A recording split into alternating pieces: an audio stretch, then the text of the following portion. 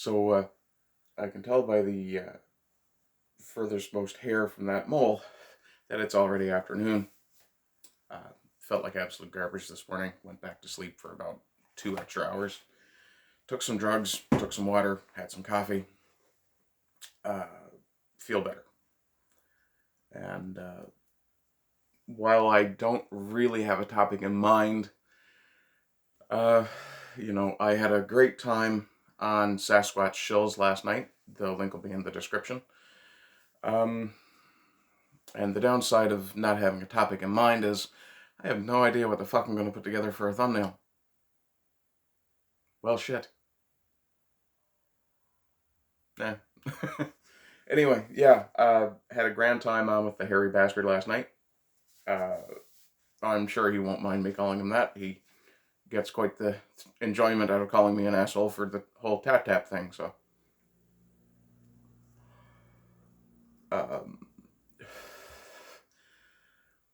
And he did make a very good point about these videos that I do, that they are essentially stream of consciousness. And they are. And some of you will notice that the background has changed a little bit again. I've just moved the chair away from the... yeah, I'm not at my best today. Yeah. Woke up with a hell of a cough, which seems to have gone away now. It's amazing what modern medicine will do. There we go. There's my topic. I just remembered something. So I'm watching the Lotus Eaters laying there feeling like absolute garbage. And they're talking about these idiots in the Volkswagen pavilion at the Autostadt. I'm a scientist. No, dude. You put on a white lab coat and pretended to be a scientist. Yeah.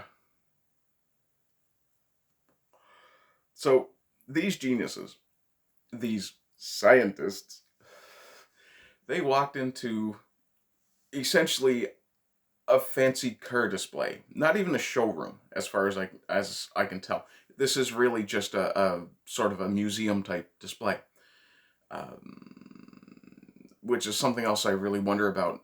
If these people are so... Got my toe on the microphone stand, or the camera stand, rather. But if these people are so intent on preserving humanity, why are they attacking things that are really part of our cultural heritages? Like things that we've accomplished. Why are they attacking them? Like the oh, screw you, Englishman. I'm calling it Van Gogh. Like attacking Van Gogh's sunflowers. Van Gogh just sounds wrong to me. There's no U between the O and the GH. It's not off, it's O. But, and that's a lovely little tangent, but anyway. Excuse me.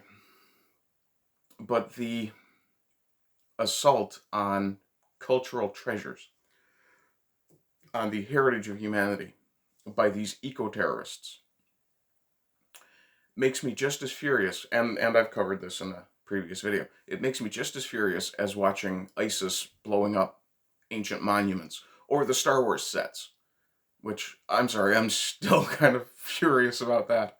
But the thing that really irritates me more than anything else is the baseline hypocrisy these people have. And I believe it was Harry, it may have been Callum, who pointed out that this is just a sign of a guilty conscience in terms of the privilege that they perceive themselves to have lived under. And they're attempting to cleanse themselves of this sin of having been either born into, well, no, almost always born into some sort of privilege, of some sort of wealth. If you feel that bad about the level of wealth you have, there is a very simple mechanism to make you feel better. Go donate it. Take half of it and give it away. My suggestion would be, no, I can't suggest giving it to the government. The government's obviously not going to use it responsibly. You can't give it to charities because charities won't use it responsibly. They'll spend most of it on administration costs. Yeah, because, yeah. If anyone out there knows a legit charity that actually puts out more money to do what they say they're going to do than they spend in administration costs, by all means let me know.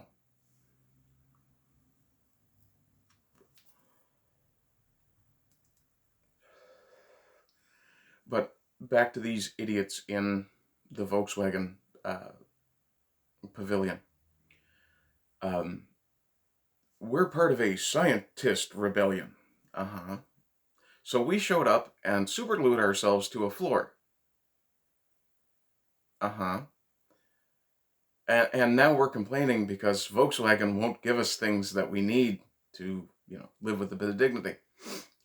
You surrendered your fucking dignity when you fucking superglued yourself to a floor, you fucking clowns. I'm with the Lotus Eaters. Glue your fucking testicles to the fucking car next time. Fucking commit.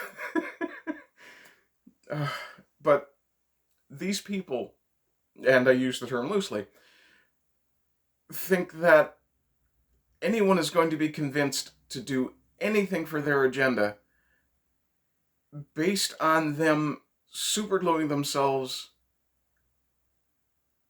to a diversion. No. Not only that, but you're making enemies of yourselves by doing things that endanger other people.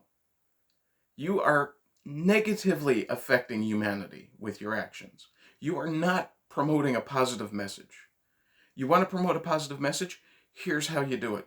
You lobby government to induce businesses to make the internal combustion engine more efficient so it uses less fossil fuel energy. You induce, actually I wouldn't even necessarily lobby government for that. And to be honest, I don't understand why business doesn't do it. Kind of kicked myself in the ass with that fucking idea, didn't I?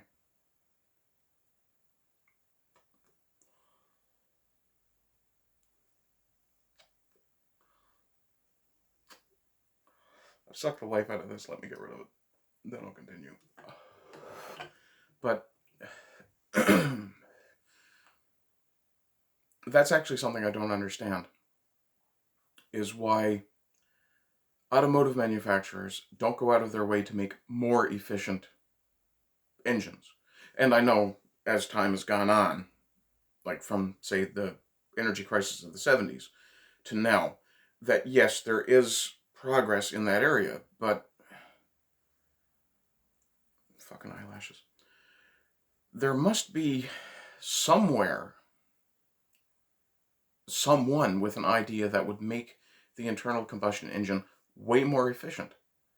Well, if it's way more efficient, then the cost of operating goes down, which increases the likelihood of people buying them because cost of ownership has gone down.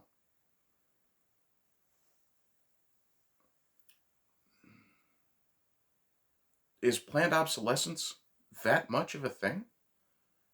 I know some of the electronics manufacturers do it, but just thinking back to my childhood, my grandmother had a fridge from the time I could remember, from my earliest memory until I was in my teens, before she had to get rid of it. Now that thing ran on Freon, which of course, dangerous, but why did it last so long? And why aren't companies still making products that durable, that reliable, that enduring? Like, I can see some of the motivation behind that. Like, if you make a product that someone only has to buy once every 30 years, as an example, then yeah, your profit margin is not going to be huge, but certainly not as high as it would be if they had to buy the same product every 5 years or every 10 years. So that's where planned obsolescence can kind of come into it, but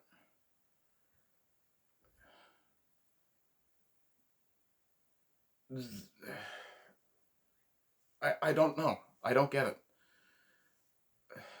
I mean, I see the motive for the company, for the corporation, because it gives them a more, not even a more stable income, really. I don't know. It's just something I'm struggling with today, I guess. But, no, 1 second. Sorry about that. There was a bit of a noisy engine going by. But,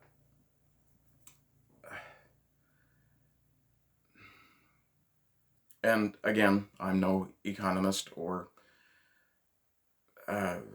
business expert, but,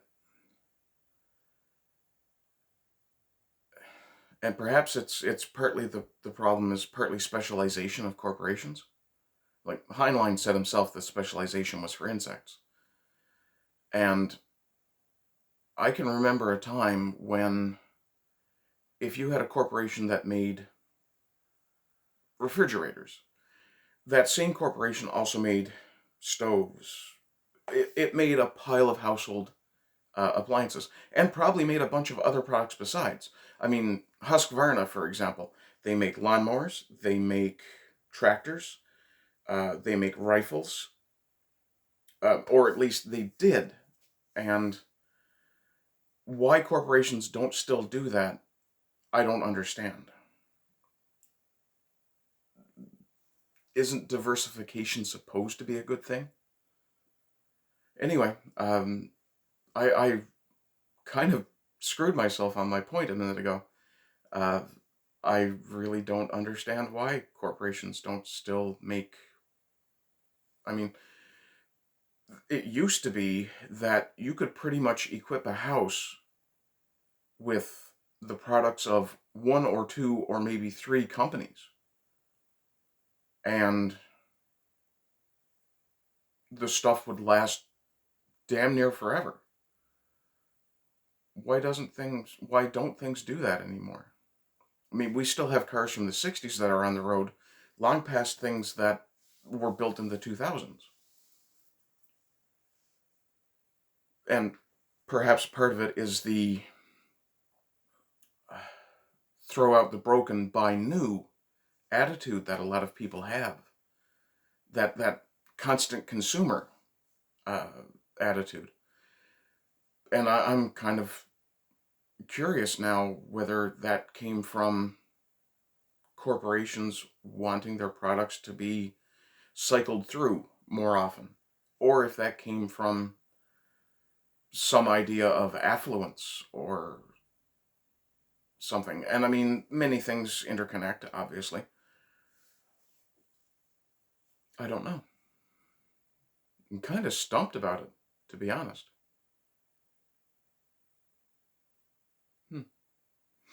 Anyway, I'm going to end this here. I hope you're all doing well. Yeah, as I said, not feeling my best today, so I'm a little off. So I hope you're having a good day. I hope you continue to have a good day. Ugh.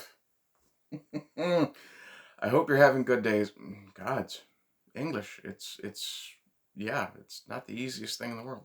Maybe I've got some sort of infection in my brain affecting my language center. Who knows? And I am a Newfoundlander, so that'll help. Or hurt, depending on how you want to look at it. Anyway, I hope you're having a good day. I hope you continue to have a good day. I hope you continue to have good days. And, of course, this line I won't fuck up. Rise and rise again until lambs become lions. Bye-bye.